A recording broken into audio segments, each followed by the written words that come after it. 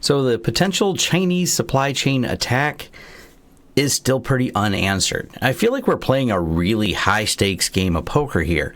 We have security researchers such as Schnier, Krebs, Tavis Tweet, Apple, AWS, every company, our own government, denial. But Bloomberg is doubling down and says it's true. Now, what's at stake here? Bloomberg's reputation, or the reputation of security researchers and the trust of all these people involved that are denying it. So either AWS and Apple are completely blissfully unaware or are in complete denial about it. We just don't know. And I've had people ask me, because I did a post about this before, and this is something I think a lot about when it comes to security, and supply chain is a huge problem when it comes to security. It is the most likely place for these attacks to happen. And I'll leave links to all the things we're going to talk about here below. But let's start with people getting things wrong, especially well-respected security researchers who have a lot of credibility to market. And it leads me all the way back to bad BIOS.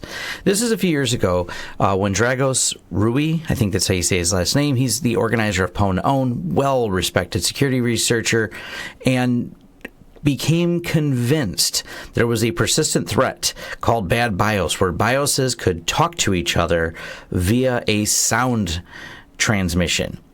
This is almost absurd and turned into a giant hoopla back just like this did of, what do you mean my system can be hacked when it's air gapped? Like, it's just sitting here and a sound of ultrasonic nature can be sent to it beyond my range of hearing, cutting through interference and being able to do this. Well, the good news is security researchers went to work on this concept. It is wildly crazy, but turned out to be plausible.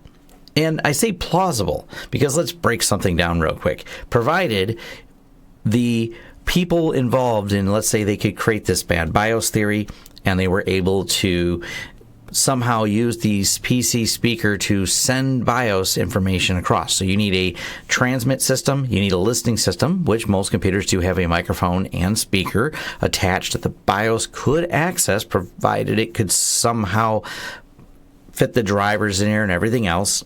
And then we have to have another one that's also infected, waiting for the next part of the control to come to it, which, by the way, BIOSes by default don't listen to speakers.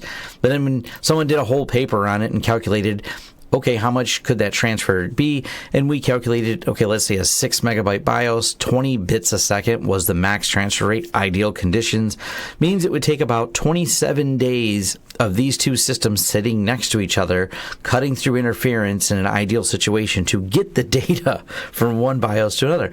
So you're back to plausible, and we all went to sleep on this, and we realized BIOSes are still a potential for attack. It prompted a lot of security researchers, a lot of articles, but the reality is no one ever proved this, that was absolutely possible or that it was occurring. And it's been 5 years.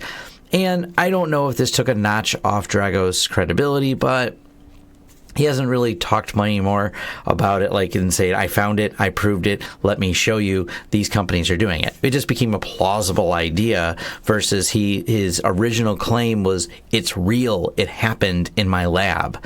So you can see how these are things that have happened before. It makes us look deeper, which I think is hugely important at the security, but they're not always plausible. And that's kind of how I'm starting to feel with this whole thing here. So I read through Brian Krebs, his whole breakdown of it, and I've read through Bruce Schneyer's breakdown of it, and we've at least had an update from one of the sources that they mentioned where they said Apple removed servers because of a problem, and there's an update on this Ars Technia article, and I'd referenced it before, and it says a source familiar at Apple told Ars that a compromised firmware affected servers in Apple's design lab, not in active series servers. The firmware, according to the source, was downloaded directly from Supermicro support site, and the firmware is still hosted there. So there's a problem with the firmware. This is different than that. Now, is this an attack on there? Maybe someone goes, well, you need the updated firmware, and that's what activates this as a BIOS update. We just don't know. But it just seems more and more implausible. Tavis Tweet, I've been following him for a long time. He's an amazing security researcher at Project Zero, has had a ton of really deep technical security flaws that he's found and properly does it. And he's tweeting that he doesn't think it's real. It's one of those, we're going to have to lay the cards down. And we've got an Apple insider says nobody internally knows what's going on with Bloomberg story hack.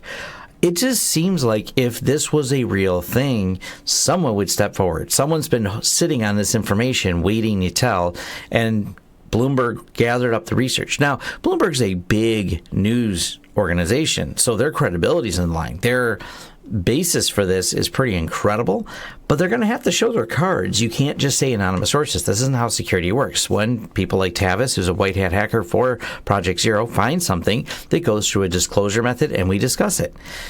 Everyone scrutinized the bad BIOS until we kind of realized it wasn't quite the thing we thought it was. So there's a lot going on here. And I think part of the other side of it is we've seen super micro stock take a big hit. And I don't know if this is related at all. This is just Bloomberg reporting on the markets, but it is interesting. Everyone's feeling China stock as foreigners dump $1.4 billion.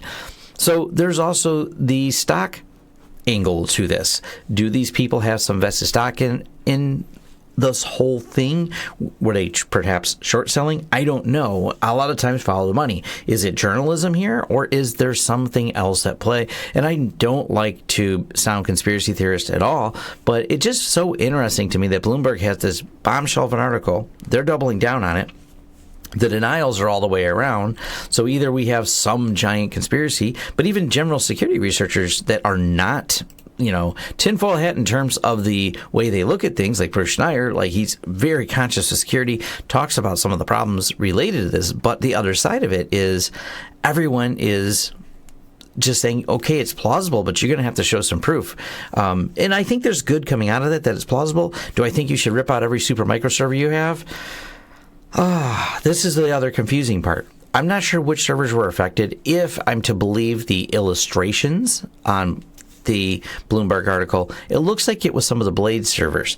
I am not 100% sure, and I wish they listed which models. I wish they listed something, because let's tell you, this is from a few years ago, which means these servers have been probably changed out, or on the open market, and we can get a hold of them.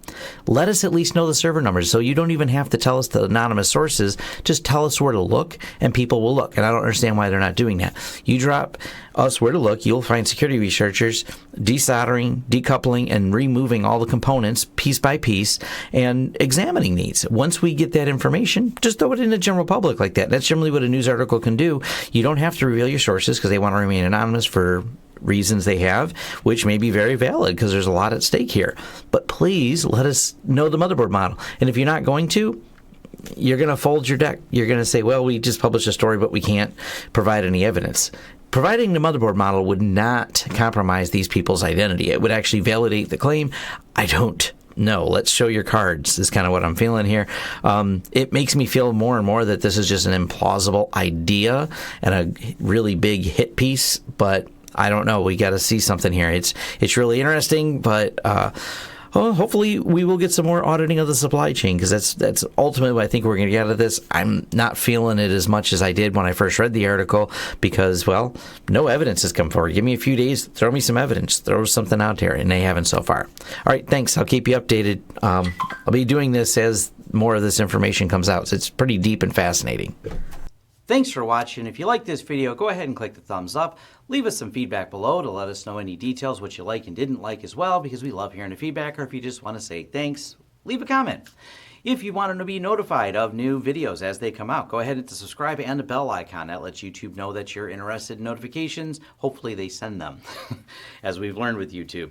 Anyways, if you want to contract us for consulting services, you go ahead and hit launchsystems.com, and you can reach out to us for all the projects that we can do and help you. We work with a lot of small businesses, IT companies, even some large companies, and you can farm different work out to us or just hire us as a consultant to help design your network.